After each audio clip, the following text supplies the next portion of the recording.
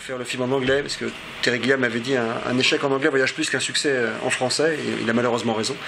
Donc ça fait plusieurs films que j'essaie de faire en anglais en fait, et donc j'avais commencé avec Emma Thompson en Angleterre, donc j'étais très content de rencontrer son oreille, en tout cas l'oreille d'Emma. Et la production française en langue anglaise était compliquée, donc je suis revenu faire en France, à l'ancienne entre guillemets, et j'ai commencé avec une plate d'actrices, certaines très connues, excellentes, d'actrices que j'aime beaucoup, et en fait il n'y avait rien qui collait. Et je suis arrivé en mai 2012 à tellement ne pas trouver d'actrice que j'ai arrêté le projet en fait, j'ai commencé à écrire un nouveau film. Et c'est la productrice Catherine Bozorgan, vous verrez peut-être ce soir ou en tout cas dans les parages, qui m'a dit je l'ai fait lire à Sandrine Kiperlin qui veut te rencontrer, donc on s'est vu. On a parlé, je lui ai demandé avec beaucoup d'insolence si elle était d'accord pour faire des essais, elle a dit oui, donc elle a fait des essais avec beaucoup d'humilité, ce qui est souvent un très bon signe. Et dans ces essais, j'ai trouvé quelque chose qui était différent de ce que je cherchais, à savoir dans les scènes de colère et les scènes pseudo-agressives, une empathie, une tendresse, une émotion que Sandrine véhicule avec une maestria étonnante. Voilà. Aujourd'hui, j'arrive pas à imaginer quelqu'un d'autre dans le rôle, ce qui prouve que c'était vraiment un rôle qui l'attendait, qu'elle était faite pour ce rôle. Mais c'est un accident comme seul ce métier peut en fournir. Et voilà quoi, mais j'avais un préjugé crétin en fait, voilà, je cherchais une petite brune agressive et j'imaginais pas qu'une grande blonde douce pouvait faire la blague en fait. Et puis vous l'avez vu dans les films où elle va jusqu'au bout, parce que non, la comédie elle va de plus en plus loin. Je sais pas, non j'ai pas tout vu, je trouve qu'elle tourne trop, donc j'aime me raconter qu'elle tourne que dans mes films, a priori c'est pas le cas. Non, mais j'étais emballé par sa performance quoi, ça a été vraiment, c'est quelqu'un qui a une écoute énorme sur le plateau, et les indications de jeu, le jeu avec les partenaires. J'ai beaucoup aimé la complicité qu'elle avait avec Philippe Huchon, le juge de Bernard.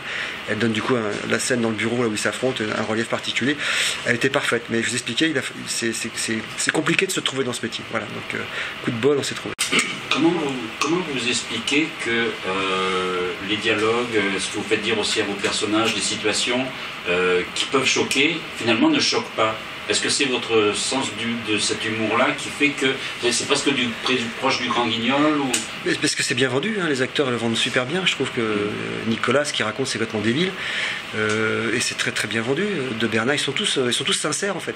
Sandrine d'ailleurs en tête, hein, sa performance c'est qu'elle est totalement sincère, elle s'identifie complètement à cette femme et du coup d'ailleurs quand on regarde bien le film, elle joue pas une comédie, elle joue un drame, hein, je l'ai toujours dit pendant les préparations et les répétitions, je dis t'es en plein drame, t'occupes pas du reste, occupe-toi de pleurer, de réagir, de lutter violemment même s'il le faut, mais t'es en plein drame, elle est très sincère, elle finit par en devenir comique.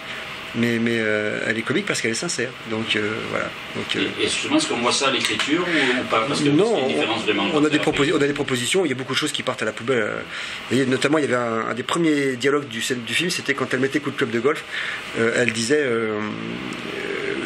Philippe Huchon, le juge de Bernard, disait « Aïe, mes implants ». Alors elle était très surprise, c'est pas vos vrais cheveux. Elle disait non, alors elle leur disparaît, elle leur donnait un coup de club de golf pour prendre les vrais cheveux. Bon, ça faisait beaucoup rigoler. On a tourné la scène, le problème c'est que cette violence, elle l'a pas, Sandrine. Donc ça fonctionnait pas. Par contre, le premier coup de club qu'elle donne, en étant presque surprise de son geste, ça fonctionne très bien parce que ça, elle l'amène très bien dans son personnage. La femme froide que j'avais écrite, machin, ça fonctionne pas, mais c'est pas de sa faute, c'est ma faute à moi, c'était absurde. Vous voyez. Et puis il y a des choses qu'elle a amenées qui n'étaient pas prévues. Quand de Bernard lui dit, j'ai pas marqué crétin sur mon front, et qu'elle fait, etc. Donc elle l'a amené, ça dure comme ça pendant un petit moment, et elle s'entendait très bien avec Philippe Huchon. Donc leur complicité, la caméra a attrapé cette complicité.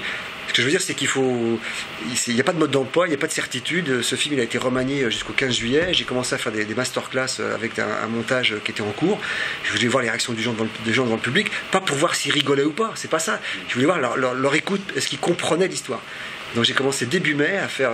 D'ailleurs, je suis passé à Aix-en-Provence. D'ailleurs, je suis passé à Aix-en-Provence. C'était très intéressant parce que le film il était en Blu-ray, donc 2.0 en termes de son, une image qui n'était pas étalonnée. Et moi, je me glissais parce que je faisais dire à l'exploitant que j'étais pas là, ce qui était faux. Et parce que je voulais pas que les gens se sentent obligés d'avoir je ne sais quelle réaction en fonction de ma présence. Donc, j'en faisais dire que j'étais pas là. Et puis dès que le noir se faisait, je me glissais et j'écoutais. Et c'est surtout les réactions des gens qui étaient intéressantes. Et je vous assure que votre film, vous le connaissez par cœur et vous le redécouvrez avec les gens. Dans leur écoute, dans leur réaction, vous le redécouvrez.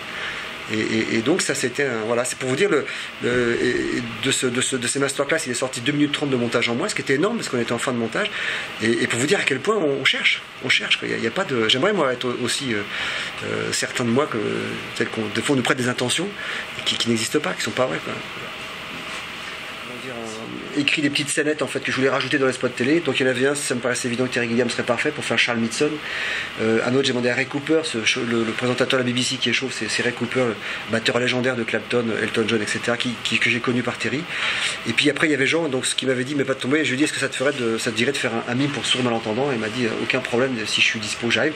Donc il est venu Jean sur le plateau en me disant j'ai pas travaillé, j'ai pas, etc. En fait c'était nickel ce qu'il a fait. Et la productrice était très vexante parce qu'elle m'a dit c'est la première fois que je vois quelqu'un de plus drôle que toi sur un plateau.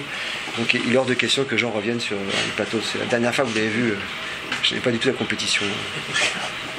Voilà. Le fait d'être cinéphile et de voir beaucoup de films vous permet justement d'avoir un regard pour une distribution comme ça et complètement éclatée, différente.